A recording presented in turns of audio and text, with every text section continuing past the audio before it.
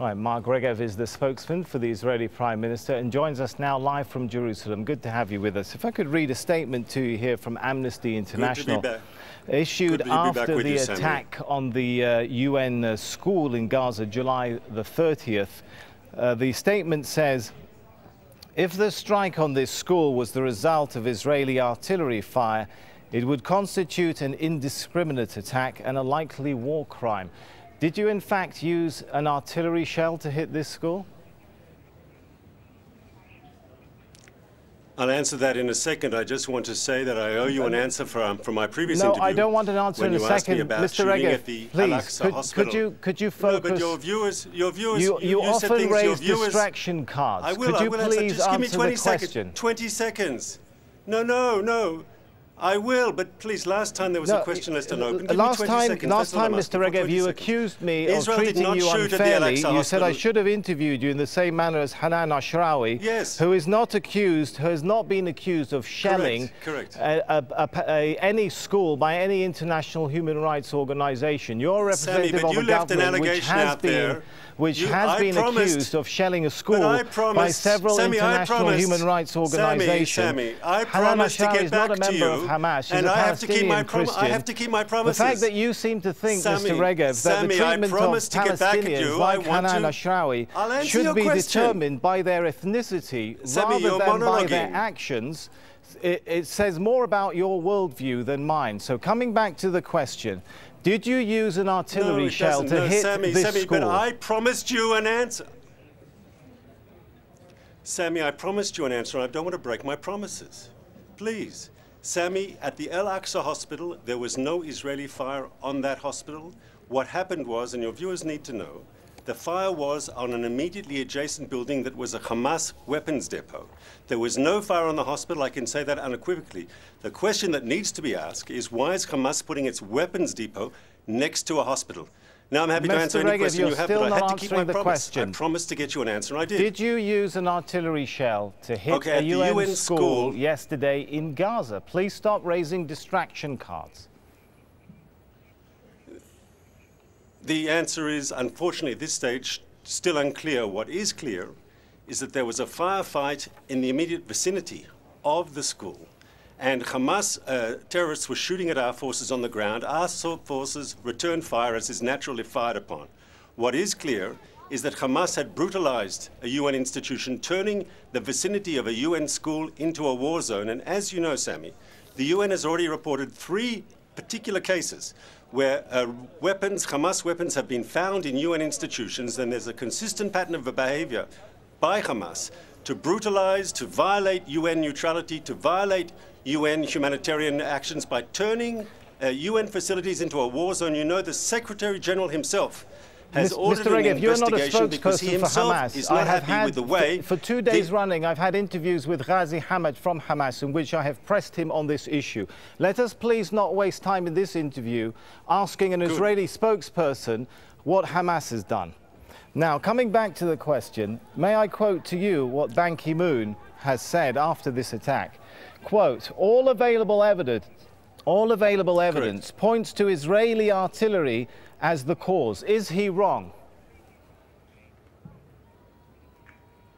I think at this stage it's still not clear. We are not aware that it was Israeli artillery that caused that. What we do know is there was a firefight with both sides exchanging hostile fire.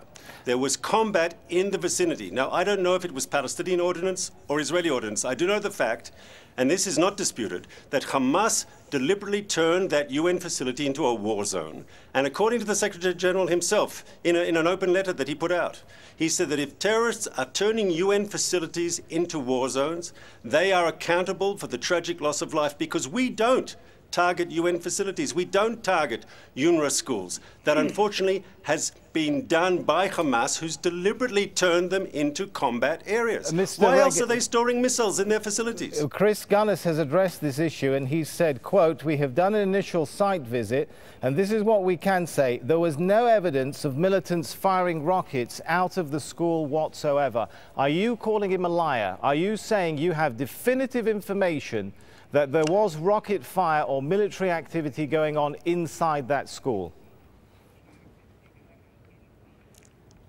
Unequivocally, yes, there were Hamas terrorists shooting at our forces in the immediate vicinity, and I don't even say stronger, my question is not about the vicinity. I've got the Israeli army statement. I'm asking you, are you saying there was firing going on from inside this school?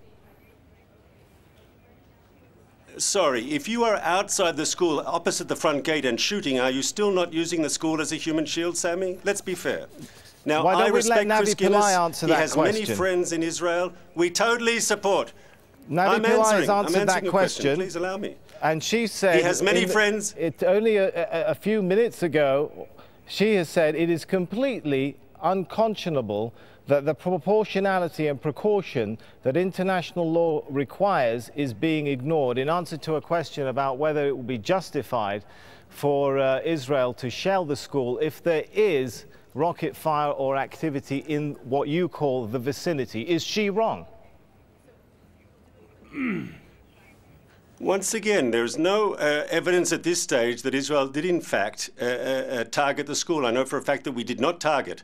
Could there have been a stray shell in the framework of a firefight? If that's the case, once again, you have to put the blame on the people who turned the area into a combat zone. But please allow me to answer a question, because you mentioned my friend Chris Guinness and UNRWA, and we support their humanitarian work, very, very much so. It's important for us. But Chris Guinness has the same problem that your Al Jazeera reporters have. If you walk around, no, please. Terms, this serious violation of international law by Israeli forces. Now, once again, how do you you're not allowing me to answer your question. He said there was no evidence. Sorry, you are confusing the issue and not allowing me to answer a specific question. You asked a specific question. Please, Sammy, allow me to answer. You said that Chris Guinness said there was no evidence of Israeli fire, correct? Of Hamas fire in the area. And no, I'd like to say and make a point that UNRWA does not have guns. That is They're a humanitarian. Incorrect. They're a humanitarian organization. I did not say that. I'll read you again so it's clear what Mr. Chris Guinness said to Al Jazeera yesterday on the 10 a.m. GMT show. He said, we've done an initial site visit, and this is what we can say so far. There was no evidence of militants firing rockets out of the school whatsoever. Those are his words. Do you have evidence that there was fire from inside the school? I'd like to answer that. Sammy, I'll answer the question specifically. One of the problems in covering this in Gaza, it doesn't matter if you're a reporter or if you're a humanitarian organization like Mr. Guinness represents, that if you go out there and you say, did you see Hamas fire? When you live in a Gaza Strip where there is authoritarian rule, where Hamas rules with an iron fist, anyone who speaks out against Hamas can face immediate violent retribution. There have been countless documented cases of Hamas hiding the truth. Are you telling me that Chris Guinness doesn't know how to conduct his own research? And he's being misled. He's not a child, is he? He says we have done a preliminary investigation, he says. We have taken analysis, we've analysed fragments, these are his words, we've examined craters and other damage. Are you saying he does not know how to conduct an investigation? But Chris Guinness, to be fair, Chris Guinness did not know that Hamas was storing rockets in 3 UN facilities until it was too late. There is obviously a problem. The UN Secretary General has admitted there's a problem because he's ordered an investigation of the abuse of UNRWA facilities. So I think it's very important, once again, how do you get people to stand up and say that Hamas was using this spot to shoot at when those people Regev, afterwards have to live with Hamas? It's an authoritarian regime. You know that, Sammy. You know it's an authoritarian. Do you deny that Gaza is an authoritarian regime? This is not about you interviewing me. Is Gaza an authoritarian regime? Can people say... the Israeli government. No, but can people say what they think in Gaza? Have you used artillery shells in Gaza? Have you used artillery shells in densely populated parts of Gaza? Of course we have. Okay. Amnesty International quote says, artillery should never be used against targets in crowded civilian areas, and its use in such a manner would never be considered a surgical strike. They go on to talk about the possibility of a likely war crime. Are they wrong? Is Amnesty wrong as well as the fact that you, or what you contend, that Chris Guinness doesn't know how to conduct an investigation? Is this statement by Amnesty wrong as well? Please, you know, I'm sorry, Chris is a friend. Sorry, Chris is a friend, and I won't allow you to put words in my mouth that I did not say about him. And I don't think you should try to break up our very good relationship and our relationship with UNRWA that we respect. So please don't put my words in my mouth. I never used those words about Chris Gunness, and I ask you to take that back. You insinuated that. Answer the question, please, about amnesty. Are they wrong? Are they wrong if they say I did not make any personal insinuation. Artillery shells are not to be used in civilian areas? Yes, are they wrong happy to answer as the question. a war crime? You know, you see, the war crime is committed when a terrorist group like Hamas uses civilian facilities for its war machine. And as the UN Secretary General himself I'm asking you, do you believe Amnesty is wrong in saying you shouldn't use artillery in No, but I'm answering your civilian question. area? You just don't. Please answer. It's very simple. No, I'm answering your question by quoting the UN Secretary General, who said, Ban Ki-moon said last week, that when terrorists turn UN facilities into a war zone, when they put their missiles and their war machine inside UN facilities, they are responsible, because that is the war crime. The essence of international humanitarian law is a separation between combatants and non-combatants. You know that, Sami, I know that, and so does Amnesty International. When Hamas violates that principle, when Hamas puts its war machine inside UN schools, in mosques, in urban neighborhoods, it is responsible for the most primary and severe violation of international humanitarian law. Amnesty International knows that, I know that. The point is, if in ensuing combat, innocent people are caught inadvertently in the combat, and unfortunately there are casualties, the question has to be asked, who turned the civilian neighborhood into a war zone? Mr. Regev, they're not talking about people being caught in any, inadvertently caught in any crossfire. Navi Pillay only this morning says there appears to be a deliberate defiance of obligations that international law imposes on Israel. Deliberate, not people being caught in crossfire. No. Is she wrong? I don't think she said what you're insinuating. I'm not insinuating. This is a direct quote. I'll read it to you again. There appears to be deliberate defiance of obligations that international law imposes on Israel. Is she wrong? Or are you deliberately defying international law? Those are her words, not my insinuation. First of all, on the contrary. In fact, if right. you look at the way the Israeli army behaves in this very difficult combat situation, I didn't say that. Why? You were always putting words in my mouth, Sami. Do you have a problem? No, I'm asking you for a yes or no answer. It's not fair, Sami.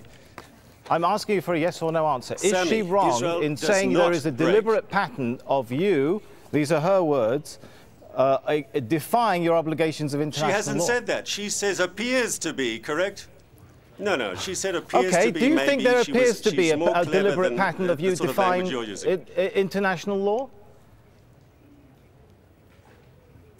Well, if you watch Al Jazeera, you could get that impression, but it's not true. All right, we'll leave it there. Mark Regev, spokesman for the Israeli Prime Minister. Thank you for having me, Sami. Always a pleasure.